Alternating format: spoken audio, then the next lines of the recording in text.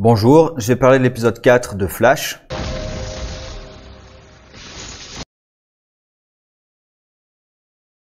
Alors, dans cet épisode, le thème principal, c'est le fait que Barry va mourir. Et on le voit interagir avec à peu près tous les membres de l'équipe sur justement, il y a déjà eu avec Iris, il y a déjà eu avec Killer Frost dans le précédent.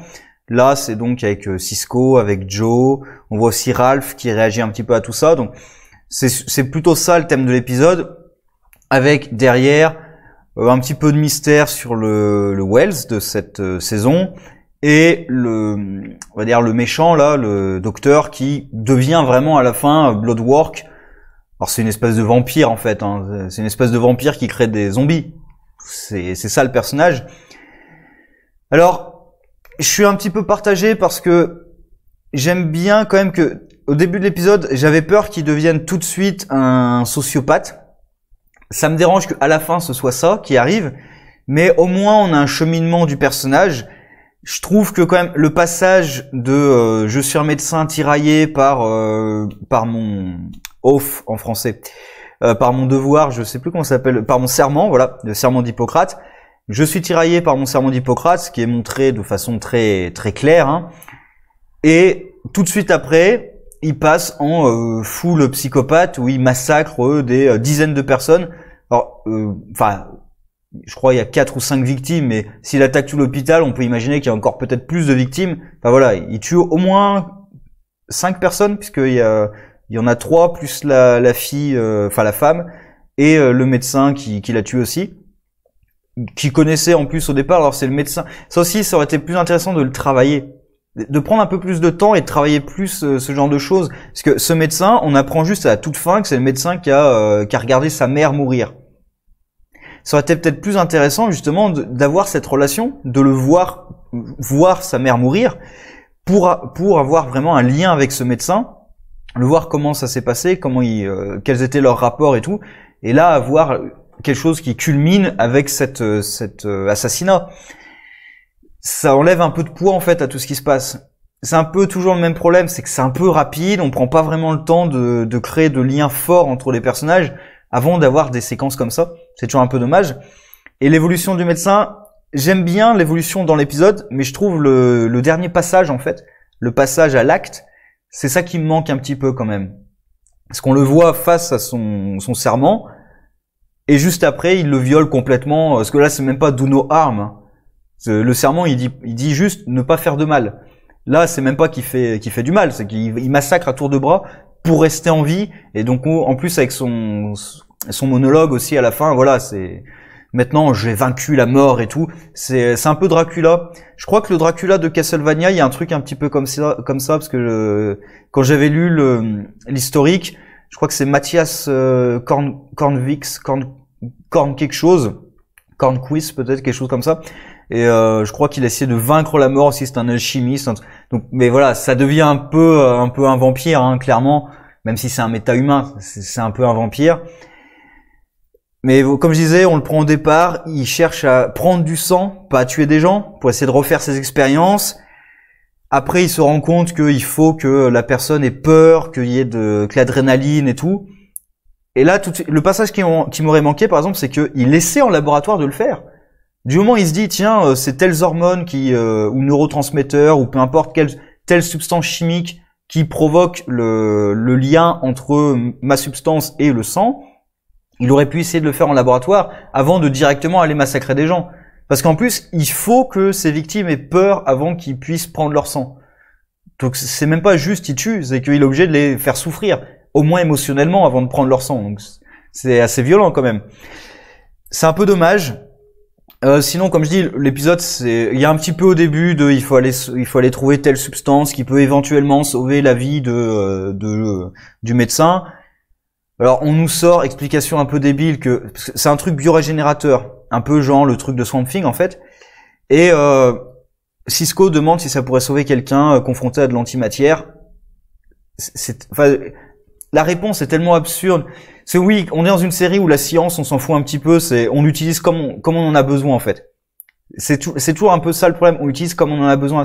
C'est que là, je vois pas comment cette substance de toute façon pourrait aider contre de l'antimatière. Parce que l'antimatière, c'est pas, tel que c'est présenté dans la série, c'est pas que ça détruit tes cellules. Enfin, oui, c'est pas ça. C'est pas un truc biologique qui détruit tes cellules et tout. C'est pas un cancer. L'antimatière, c'est de l'énergie qui te détruit complètement. Tu n'existes plus. Il y a plus rien. Il y a plus de cellules à régénérer ou quoi que ce soit. T'as plus d'atomes. T'es réduit à l'état de particules subatomiques et encore. On voit, hein, l'univers est blanc. Il n'y a plus rien. Enfin, je veux dire, il y a plus de matière, il y a plus d'air, il y a plus de planète, il y a plus rien. Donc c'est un peu débile de se dire tiens, je vais trouver ça pour essayer de... Alors je comprends avec Cisco, mais c'est qu'il fallait trouver un dilemme en fait à Cisco qui devait choisir entre deux vies et tout. Donc ils ont sorti une explication. En fait, ils entrent même pas dans l'explication. C'est juste Wells qui dit oui, sans doute. Mais enfin, ça n'a aucun sens. D'ailleurs, ça ne permet même pas de sauver le médecin. Donc en fait, c'est Wells qui a dit ça, mais il dit peut-être des conneries. Mais Cisco devrait savoir que il y a peu de chance quand même. Enfin, bon, c'est pour créer un dilemme avec Cisco et que Barry se sente trahi. Bon, voilà, c'est... Enfin bref, l'épisode, c'est aussi beaucoup les réactions des personnages à la mort de Barry. Et du coup, ça me donne presque envie que Barry meure réellement. Parce que ça fait tout un cheminement, justement, on prépare sa mort, il essaie de préparer l'équipe à sa mort, là par exemple Cisco pour prendre sa suite et tout. J'ai presque envie à la fin que ça culmine justement dans l'acte héroïque ultime de Barry. Parce que dans les comics, c'est ça, c'est l'acte héroïque ultime de Barry qui se sacrifie. En plus, c'est même pire que ça, parce que dans les comics, dans Crisis, il se sacrifie seul, sans que personne ne sache en fait qu'il est mort. C'est plus tard dans le comic que les super-héros arrivent plus ou moins dans l'antre de l'Anti-Monitor et trouvent le costume de Barry, où avec des cendres en fait, Barry était littéralement désintégré, il reste plus que son costume. Et c'est là qu'ils comprennent qu'il s'est sacrifié. Donc, c'est pire que ça, parce que personne ne savait qu'il était impliqué dans la Crisis, puisqu'à ce moment-là, il était dans le futur. Donc, je trouve que c'est même encore pire que ça, s'il se sacrifie complètement seul. Après, ils peuvent peut-être le tuer dans le Crisis et le faire revenir quelques épisodes plus tard. Hein. En plus, avec Crisis, ils peuvent complètement remodeler leur multivers. Je sais pas s'ils vont oser vraiment y aller à fond. Parce que vraiment, dans les comics, pour le coup, à la fin, il reste que 5 univers. Et ils font fusionner les 5 univers en une seule Terre, New Earth, qui du coup est un peu un composite de toutes les histoires plus ou moins des autres univers, notamment 3 planètes, non 2 planètes, 2 ou 3 je sais plus. Je crois qu'il y a 2 planètes qui correspondaient, oui, à Charlton Comics ou Charlton Comics, je sais jamais comment ça se prononce, avec Question, Blue Beetle et machin, et une planète qui correspondait à l'univers de Shazam. Et je crois qu'il y en avait, parce qu'il y a 5 planètes, il y a Terre 1, Terre 2, et l'autre, je sais plus exact, je crois que c'est peut-être la Terre X avec les Freedom Fighters. Ouais, je crois que c'est ça, la Terre X avec les Freedom Fighters, avec Uncle Sam et compagnie. Enfin bref, ils font fusionner tout ça, et ils mélangent un petit peu toutes les histoires. D'ailleurs, juste après la Crisis, ils ont sorti par exemple, Batman Year One, Man of Steel, qui réexpliquent les origines de certains des personnages qui sont plus les mêmes. Est-ce que la CW va oser modifier les origines des personnages? En tout cas, des personnages principaux, j'en doute. Peut-être sur des personnages secondaires ou des personnages qui ont déjà été présentés, les réintroduire en tant que nouveaux personnages, des personnages qui ont été utilisés de façon plus ou moins mauvaise. Peut-être, ça j'ai un gros doute, est-ce qu'ils vont vraiment fusionner tous les univers, mettre Supergirl avec les autres héros, Black Lightning, parce qu'il va être dans la Crisis, donc est-ce qu'ils vont fusionner son univers, qui a rien à voir avec le reste de la CW, avec justement la CW. Et sinon, il y a alors un truc assez important en fin d'épisode, il y a aussi un gros clin d'œil très appuyé à la fin sur Sue Dearborn, que cherche Ralph, puisque Sue Dearborn devient la femme de Ralph Dibny, Sue Dibny. Donc à la fin, quand sort le truc de non mais je cherche pas à être marié, voilà. C'est très appuyé. Bon, si tu sais pas quel est le personnage, je sais pas si tu vois le clin d'œil, même si il est quand même très appuyé, donc tu dois te douter qu'il va se passer une histoire avec Sue, même si tu connais pas le personnage. Après, j'espère qu'ils vont pas suivre l'arc vraiment de Sue, parce que Sue se fait tuer quand même par la femme de Atom.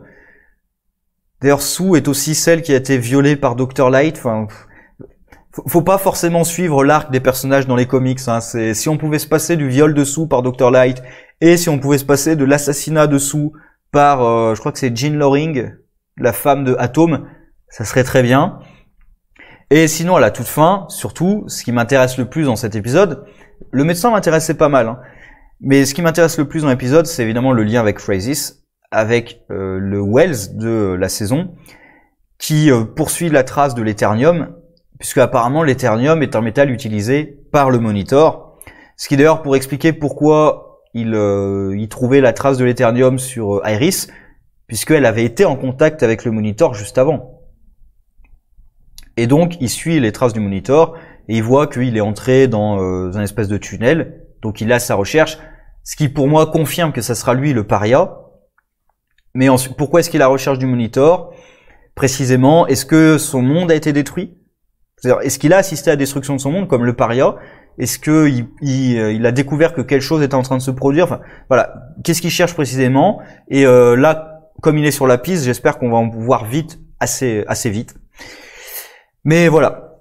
Épisode quand même plutôt sympathique. Le médecin, voilà, il me manque un maillon de la chaîne en fait. Et le reste, la relation entre l'équipe, voilà, c'est pas trop mal, avec la dernière discussion avec Joe aussi, voilà, c'est plutôt sympa de travailler la mort de Barry comme ça. Enfin bref, sur ce, au revoir.